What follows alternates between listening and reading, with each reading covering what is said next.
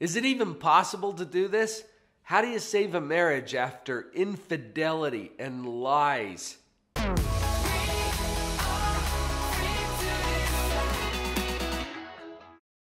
Do you ever get up in the morning and think, I wonder if gravity's on today?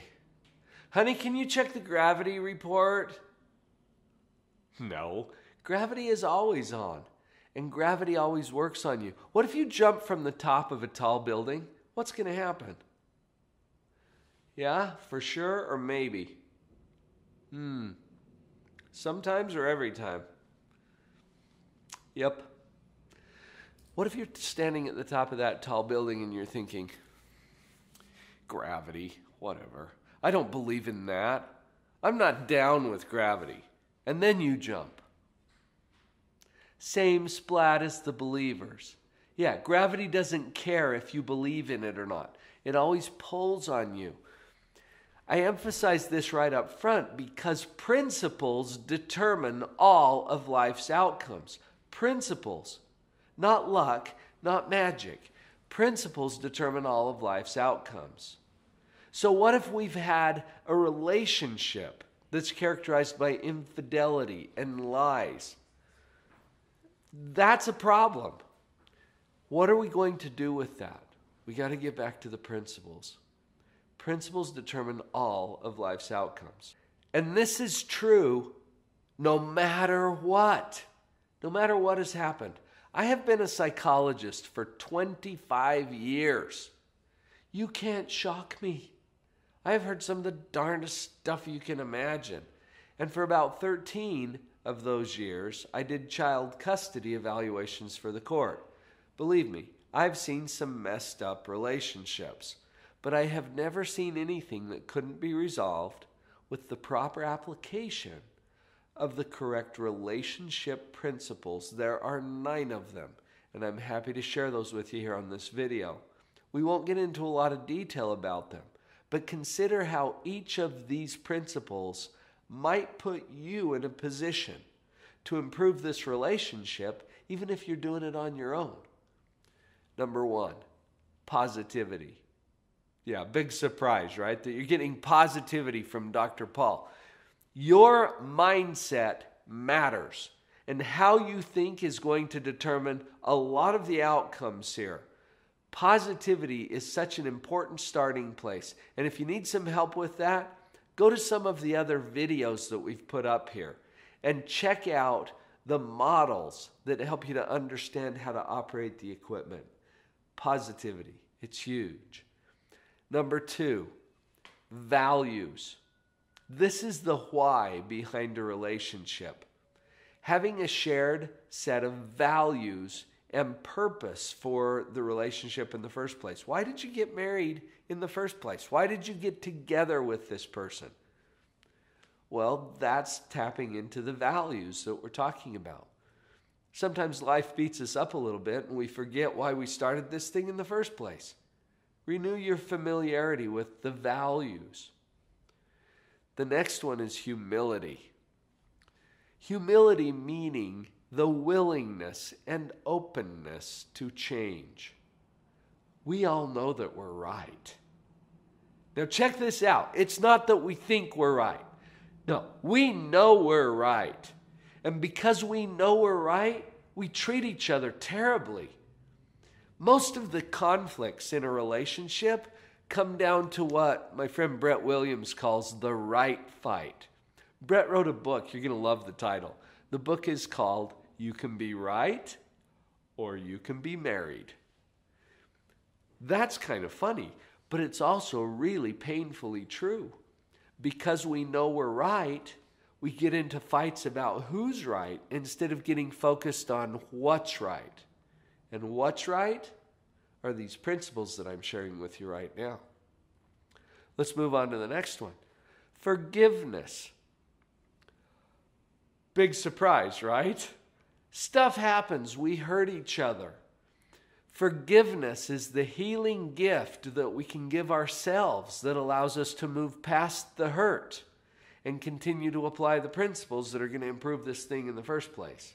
I had a colleague once share with me that forgiveness is giving up your demand for a better past. I like that. Let's stop digging up the history and beating each other up with it. Maybe we can move forward with a spirit of forgiveness that will empower our relationship. The next principle is respect. Respect has everything to do with you, your personality and your character and your integrity. I was running a group of juvenile delinquents once. These are kids who were referred through the court. None of them wanted to be there. And we were talking about respect. This kid over in the corner, he's got his hat on backwards. He's got a bolt through his nose. All kinds of attitude coming out of this guy. And he says to me, "Dr. Paul, I respect people who respect me."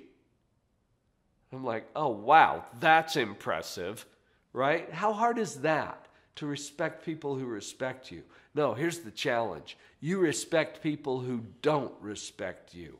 Why? Because you're a respectful person. It has nothing to do with them. This is on you. Choose respect. The next principle is maybe the most obvious one. Love. And I'm not talking about the romantic, fluffy feeling kind of love. I'm talking about the choice of love. And every interaction that you have with another person has to fall on one side or the other. There is no neutral option. I'm convinced of this. After 25 years of clinical practice, there's not a neutral option. Our interactions have to be either on the love side or on the hate side. And I use the word hate because people hate the word hate. But think about it. What's the opposite of love? It's hate. Everything that we say, everything that we do, every interaction we have with another human being will fall on one side or the other. Choose love. That's what we're talking about with that principle. Let's move to the next one. The next principle is compassion.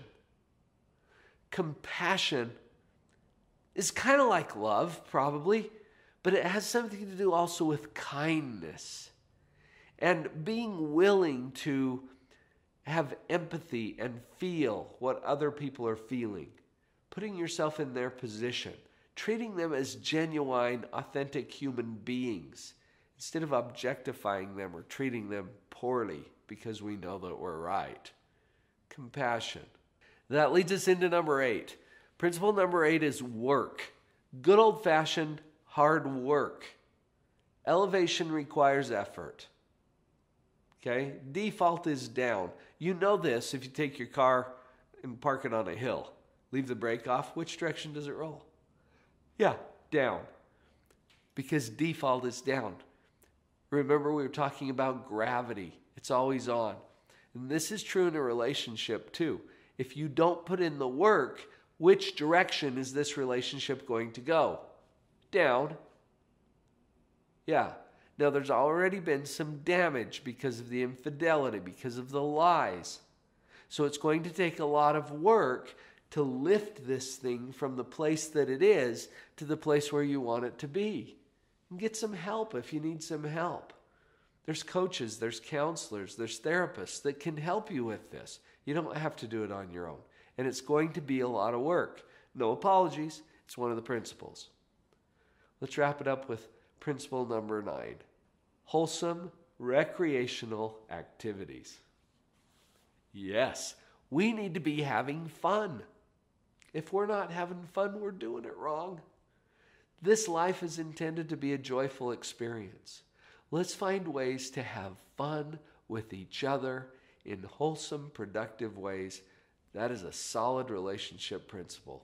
Now, one final word about these principles before we wrap up, and that is that these principles are powerful. I promise, these are powerful, guaranteed principles for saving a relationship no matter what has happened. But there's a caution. These are for personal use only.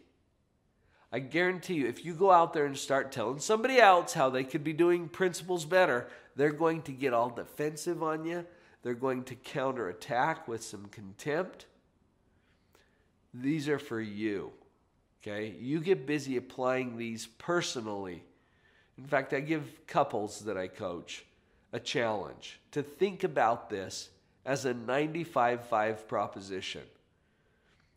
You've heard that marriage is a 50-50 thing. I have never seen that work well. 95-5 means that you personally take 95% of the responsibility for the improvement of this relationship, and you're going to expect about 5% from your spouse. Anybody with a pulse can do 5%, which means that your spouse is already doing enough. And if this is going to get any better, it's up to, you got it? That's the hardest thing I'm going to ask you to do. But it's also a powerful thing. So there you have it. That's the best I know about how to save a marriage after infidelity and lies or anything else that could go wrong, and things will. If you need some help, get some help. We've got resources available. If you're not sure where to look, I've got some coaches that are trained in this particular paradigm, and you can find them at liveonpurpose.coach. Go take a look.